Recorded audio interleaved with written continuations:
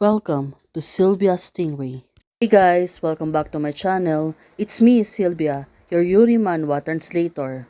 Hey guys, good morning. Let me present you the new chapter of Raise a Crazy Beauty, chapter 50. So here it is. Let's read the story. Back to Princess Paimon, since she was hiding from everyone. Right now, she was at the farm.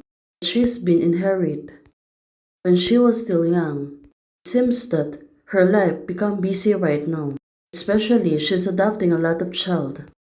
What are you talking about, young lady? Princess Paimon told the young lady. But the young lady said, I'm not a child. Well, definitely, these young children, their attitudes, it seems that as same as Princess Paimon, right? Well, definitely, a little bit tricky. Well, how can Princess Paimon take care a lot of children like that? I'm someone who can protect Sister Bai just like the Susaku. Recently, there has been a turmoil in the suburbs of Beijing and Liu will eliminate people. Well, that's why she want to help Baiman, someone who suppressed the bandit. Xiaorong's ambitions are very big. In his previous life, Xiaorong was joined forces with the Nine Kings. Turns out Princess Baiman, she clearly remembered what happened in the past life, including General Xiaorong's life. He takes on peoples for himself. He pushed the Nine Kings to the top, and then he became the regent of the regents. So she can wait to go for the things that can compete for the people's heart. So right now, Princess Paimon, how can she deal with that? Since she already knew what will happen in the future. In a few days, it will be the birthday of the Nine Kings. Princess Paimon said, I want to give him a birthday gift. Oh, is she really mean by that? Is she going to give him a real gift? Well, what could it be wrong? On the palace, is the general's bodies better? Everyone seems to be worried. Well, let's see on what will happen. Well, where's General Sharon? Seems that she's not in the pictures. Probably she's still busy finding Princess Paimon. The Nine Kings, it is no problem. Whatever you are looking for, just say. So it turns out General Sharon will be meeting with the Nine Kings or Tugushan. The suburbs of Beijing are not peaceful and the bandits are in chaos. Survivors claim to come to rob the flow well trained. General Sharon, she was reporting to the Nine Kings. Well, what could it be wrong on this? Is she really serious about meeting with the Nine Kings? At this moment, she noted to herself that she really needs to help Princess Paimon advance and retreat, cooperate tacitly.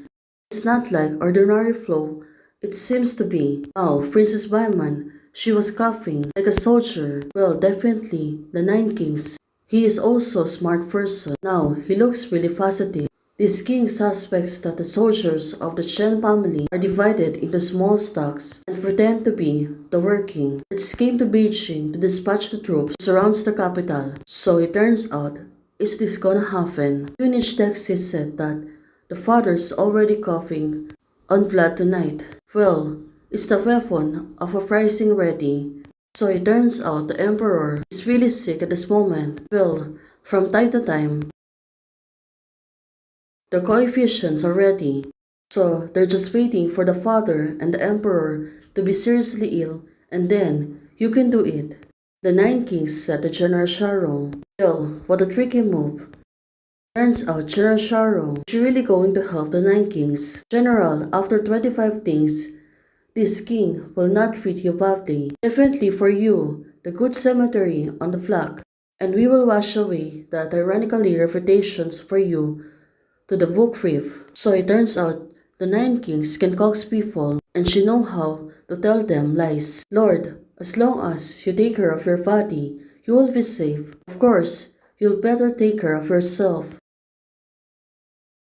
She has something for the Nine Kings, that's why she is looking after him. After the matters was completed, she died suddenly in the palace and she felt at ease. It's good now, the timing. By suppressing the bandits, you can have reasonable armed forces, General Sharon said to the Nine Kings.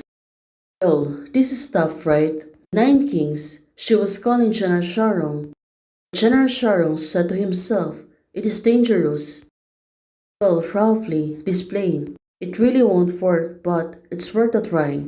General Sharon, she is doing this for the Nine Princes. Well, definitely she is. In the future, you will be the emperor. General Sharon said to the Nine Kings. Well, she was right. That's why she want to help him for now and dispose him in the future.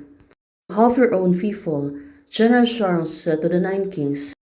The general said, "Yes, I'll start preparing." Well, this little fact for now, of course. It will turn well. Let's see on what will happen next. But it seems that Princess Baiman, she had a different agenda. Right now, Master, where is she going right now, Princess Baiman? Turns out she went out. Xiao Feng is already big. Well, definitely, she has to go somewhere. Are you going to arrange her? This way, the Lord will not follow you and the slave will not follow you. Looking for Yila, it's better to let Xiao Feng to go to slave and learn some skill. Princess Baiman, I have arrangement. Well, when did she's going to execute the plan? It seems that she was going somewhere. Is she going to meet General Sharon? Suddenly, when they out, something strange. Other car is driving faster. The front is where the two paths meet, and the country trail is narrow and it does not slow down at all. It's going to bump into each other. One of the drivers said to her. The carriage did not avoid it at all, so the final result will going to bump each other at the end of the crossroad. And it's really unavoidable right now. It must be painful when. Don't stop. I'll take a look. Why? Can't go.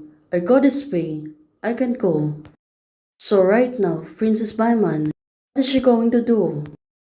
The driver's right now. She was driving forward. Well, let's see on what will happen next.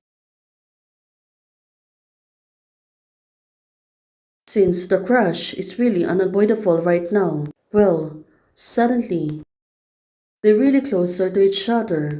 Well, for Princess Baiman, she's gritting her teeth on the carriage. And it's a big accident if it's gonna happen. Hey guys, thanks for watching. If you like the video, please don't forget to like, share, and subscribe. Membership is already open. For those who want to support, you can support me by joining the membership or you can directly support me via Ko-Fi. Thank you, bye!